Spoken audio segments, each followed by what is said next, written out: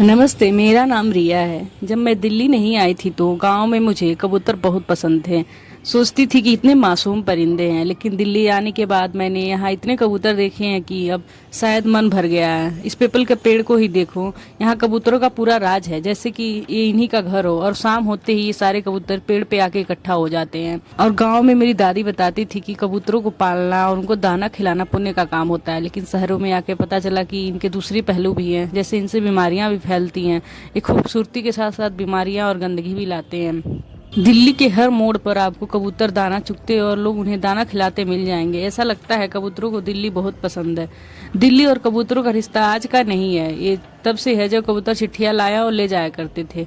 आज भी दिल्ली की ऐतिहासिक धरोहरें, चाहे लाल किला हो, कुतुब मीनार या जामा मस्जिद या इंडिया गेट, कबूतरों के बिना खाली लगते हैं। पुरानी दिल्ली में आज भी लोग कबूतरबाजी करते हैं, उन्हें फोटो शूट के लिए जाते हैं। और यहाँ एक पूरा कबूतर बाजार भी लगता है। लोग कहते हैं कि परिंदों को दाना खिलाना पुण्य का काम है, और इसी पुण्य के चक्कर में दाना बेचने वाले कई परिवारों का घर और रोजगार भी चलता है। लेकिन इस कहानी का एक दूसरा पहलू भी है, जो मुझे दिल्ली आकर ही पता चला। पंख और इनका मल बूंद हवा में घुसकर सांस की गंभीर बीमारियां पैदा कर रहे हैं, जैसे अति संवेदनशीलता, न्यूमोनाइटिस कहते हैं। जो लोग पुण्य समझकर इन्हें रिहायशी इलाकों में दाना डालते हैं, वो अनजाने में अपने और दूसरों के फेफड़े को बीमार कर रहे हैं। गलत नहीं है, लेकिन प्रशासन और जनता को ये समझना चाहिए कि इनका दाना पानी आबादी से दूर किसी खुले मैदान में हो, ताकि हमारी सेहत भी बची रहे और ये परंपरा भी। कबूतर बस एक ही रंग के नहीं होते हैं, इनके इतने सारे कलर होते हैं कि आप इनसे मोहित हो जाएंगे। दिल्ली में तो इनका पूरा राज चलता है, आप और किसी चिड़िया को देख ही नहीं सकते हैं कबूतरों के अलावा। कबूतरों का राज बस दिल्ली में ही नहीं, कई सारे नवाबों के शहरों में है। लखनऊ हो या हैदराबाद, हर जगह आपको कबूतरों का घर देखने को मिलेगा।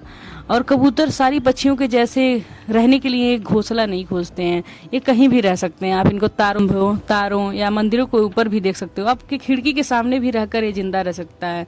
दिल्ली भी लगता है जैसे कबूतर और इंसान का एक अलग ही रिश्ता। आप रात को उठकर बाहर गए, बालकनी में देखेंगे आपके कबूतर बैठा है, और सुबह होते ही वो दाने की तलाश में कहीं निकल जाते हैं। तो सारी बातों को मिलाकर देखा जाए तो कबूतर सुंदरता के साथ साथ कई सारी बीमारियां भी लाते हैं। जैसे हम कहते हैं, कोई भी चीज़ की जितनी अच्छाई होती है उतनी ही बुराई भी होती है। अब हम दिल्ली को तो कबूतरों से अलग रख नहीं सकते हैं, दिल्ली और कबूतर का अलग ही रिश्ता है, तो जो बहुत खास है। तो हम कबूतरों को दाना देने के साथ साथ सफाई का भी ध्यान रख सकते हैं, जिससे हमें बीमारियां ना हो और हमारी दिल्ली की सुंदरता भी बनी रहे।